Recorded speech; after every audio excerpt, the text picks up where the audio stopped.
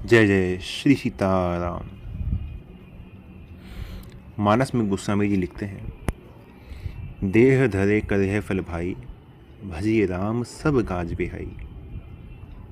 जब इस शरीर प्राप्त हो ही गया है तो क्यों ना इस शरीर से वो काम कर लिया जाए जो किसी अन्य शरीर से संभव नहीं है, किसी अन्य परिस्थिति में संभव नहीं है। चाहे आप किसी अन्य योनि में कैसी भी परिस्थिति में हो, वो कार्य संभव नहीं है जो इस परिस्थिति में, जो इस शरीर से संभव है। वो क्या है? भजिए राम, भगवान का भजन, जो केवल इस मानव शरीर से ही संभव है। और हम क्या कर रहे हैं? साधन धाम मोक्ष कर द्वारा पाई न जही परलोक सवारा। सब कुछ प्राप्त हो गया है, शरीर प्राप्त हो गया, अनुकूल परिस्थितियां हमारे सामने हैं, नाम हमारे सामने हैं, नाम की महिमा हमारे सामने है। भगवान के नाम में भगवान ने रुचि दे दी, भगवान की कथा में भगवान ने रुचि दे दी, लेकिन उसके बाद जो कमी रह गई है, अब कमी कहाँ है? 18 साल 20 साल 25 साल नाम जप करते हुए हो गया, और फिर भी नाम का जो महत्व है, नाम का जो अनुभव है, वो हमारे संज्ञान में नहीं आया। तो एक कमी कहाँ रह गई है? कमी है हमारे समर्पण में। समर्पण में कमी है, क्योंकि मानस जी में जहाँ पे भी भक्ति की बात आई है, जहाँ पे भी समर्पण की बात आई है, तो वहाँ पे श्री रघुनाथ जी ने एक ही बात कही है कि सुन मन निधर सब तजी भज मोही, सब छोड़ के मेरा भजन कर। और कैसे? परिहरी आस भरोस सब, छोड़ने की बात कही ना, तो छोड़ने की बात यही कही कि सुन मन तो ही कहूँ सहरोषा, भजे मोह तज सकल भरोसा। है ना? भजे मोही तज सकल भरोसा। तो वहां पे जो छोड़ने की बात कही है काकभूषुंडी से, उसका जो उत्तर है कि क्या छोड़ना है। ठीक है, वहां ये तो बात की ना कि सब छोड़ के मेरा भजन करो। उस सब छोड़ के भजन करने में छोड़ना क्या है, वो बात ना जिसे पहले ही कह चुके हैं। भजे ही मोही तजी सकल भरोसा, जो सब आस भरोस को त्याग कर मेरा भजन करता है। करम सदा तनिके रखवारी, जी बालक राखे मैं तारी। वो मेरा अपना है, उसकी रक्षा का उत्तरदायित्व भी मेरा है। और अच्छा, एक बात विचार कीजिए, यदि अभी आप इस समय सत्संग सुन रहे हैं ना, यदि अभी इसी समय आपकी श्वास बंद हो जाए, श्वास का आना जाना रुक जाए, तो फिर कुछ हो सकेगा? कुछ बाकी शेष रहेगा? जो भी हमारे कर्तव्य कर्म, जो भी हमारे पाप कर्म, जो भी हमारे शुभ अशुभ कर्म जो बने हैं, वो हमें घसीटते हुए किसी न किसी योनि में ले जाकर डाल देंगे। और जो भी बातें हमने अभी तक विचार की हुई हैं, अच्छी बुरी, मान लीजिए हमने भजन का विचार किया है कि हाँ ठीक है, मानव शरीर मिला है, भजन करना है, नाम जप करना है, सब कुछ छोड़ना है, कोई कामना मन में नहीं रखनी, निष्काम भाव से भजन करना है, विचार कर लिया। अब मन में ये भी विचार चल रहा है कि मन के कारण हमारा भजन नहीं बन पाता, मन ले जाके विषय विलासों में, विकारों में ले जाके मन ढकेल देता है। इन विचारों का कोई महत्व बनेगा? कोई महत्व बनेगा? विचारों का महत्व तो तब है जब वो क्रिया में आ जाए। अब जो माइक विचार हैं, माया के द्वारा जो विषय विलास मन में आ रहे हैं, ये तो क्रिया में आ जा रहे हैं, लेकिन भजन सत्संग का, नाम जप का जो विचार आ रहा है, क्या वो हमारी क्रिया में आ रहा है? वो क्रिया में है? नहीं आ रहा ना। विचार तो हम लोग खूब करते हैं कि खूब भजन करेंगे, खूब नाम जप करेंगे, है ना, इसी जन्म में भगवान को प्राप्त कर लेंगे, मन को विषय विलासों में, भोगों में नहीं जाने देंगे। लेकिन अंत में परिणाम क्या निकलता है? परिणाम अंत में यही निकलता है कि पुण्यपि जनन पुण्यपि मरणम। इसलिए यहाँ पे विशेष ध्यान देने की आवश्यकता है। ये मृत्यु लोक है, यहाँ का जो नियम है वो मरने का है, और शरीर ये मरण धर्म है, इसका जो धर्म है ये मरना है। तो हमारे पास जो भी समय है वो स्थिर नहीं है। कोई समय स्थिर है? स्थिर नहीं है। एक एक क्षण बड़ी ही तेजी से व्यतीत हो रहा है, और उस मृत्यु की ओर हम बढ़ रहे हैं जो कोई नहीं चाहता। कोई मरना चाहता है क्या?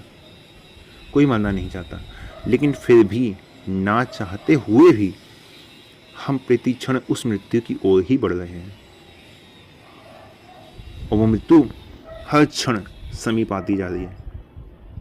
जिस क्षण हमने इस संसार में जन्म लिया उसी दिन से ये मृत्यु हमारे पीछे पड़ी हुई है, उसी दिन से। और इस मृत्यु को जीतने का एक ही उपाय है, वो है नाम जप। केवल एक उपाय है, दूसरा कोई उपाय नहीं है। दूसरा कोई उपाय नहीं है। यदि अनुमानित देखा जाए तो हर एक मिनट में लगभग 100 बार जो हम लोग श्वास लेते हैं वो खर्च हो रही हैं, और 24 घंटों में अनुमानित 21,600 इतने श्वास खर्च हो गए। क्या हुआ? 21,600 श्वास खाली चली गई, भजन नहीं हुआ। कितना बड़ा घाटा हो गया, हुआ ना घाटा?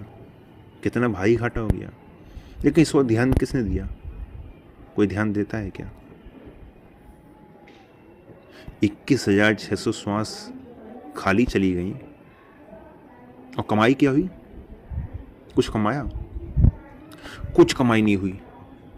जहां से शुरू किया था अंत में वहीं खड़े मिले, और फिर भी प्रसन्न है, फिर भी संतुष्ट हैं। किस बात की संतुष्टि थी भाई? किस बात की संतुष्टि है? किस बात की प्रसन्नता है कि इतनी श्वास खर्च हो गई, इतना समय नष्ट हो गया? भगवान अभी भी दूर है। भगवत प्राप्ति से पहले जो अनुभव है वो हो रहे हैं क्या? नहीं हो रहे ना। नाम का अनुभव भी होना शुरू हुआ क्या? नहीं हुआ ना। वो नाम की जो दिव्यता है उसने अभी तक आपको स्पर्श किया क्या? नहीं स्पर्श किया। क्यों? इतना समय हो गया नाम जप करते करते, कभी विचार किया? ध्रुव जी को उस काल में, सतयुग में 5 महीने में भगवान मिल गए। सतयुग में, जहां कलयुग जैसा भजन का प्रताप नहीं था, कलयुग जैसा समय नहीं था कि एक नाम की भी महिमा, तो भगवान थोड़े से भजन को इतना मान दे देते हैं, वैसा समय नहीं था। उसके बाद भी 5 महीने में भगवान मिल गए। और यहाँ किसी को 50 साल हो गई, किसी को 60 हो गई, किसी को 40, 20, 10, 5 साल। ये बात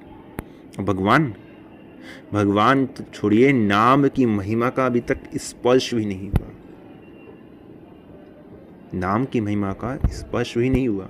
सारी आयु व्यतीत हो गई।